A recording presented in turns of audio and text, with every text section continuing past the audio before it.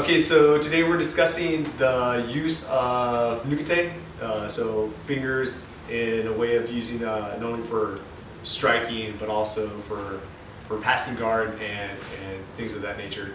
So just want to always keep in mind that usually when you have your fingers bent, that's usually like when you're using for a strike, you're able to keep the impact better. Usually you want them to be more or less even with each other. So soft body, soft tissue strikes.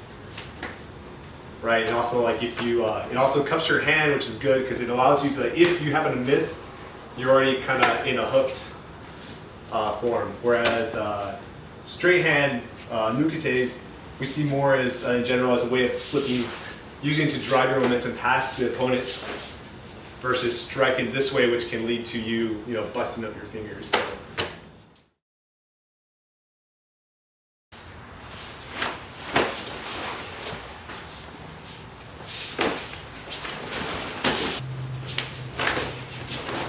So adding on to that, the Nukite is also, you can imagine a setup for a throw, right? So if somebody's not there, instead of thinking that you're striking someone, you're actually reaching beyond their center. So let's say we're here, an easy setup like a hip toss. I can't just try to move my arm through here, I need to make it flat as possible. I can't throw a fist either.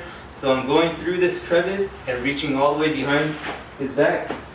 And just do a regular hip toss here. The same principle is for any other throws. I need to reach beyond his center, cup the back, and grab an anchor and throw.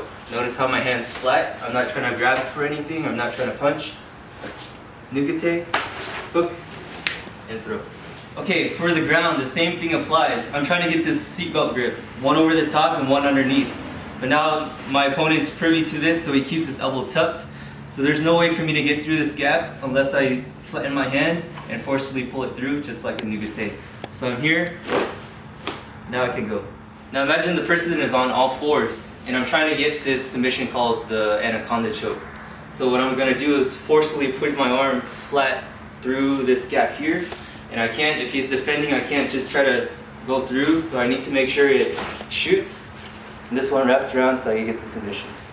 Okay, so this is a drill that we use with the Tegami drill, using the Nukites, gradually, applying strikes and so forth. About 50, 60, 70%, nothing too rough, just to help develop that touch sensitivity, and where we actually can and will apply the technique.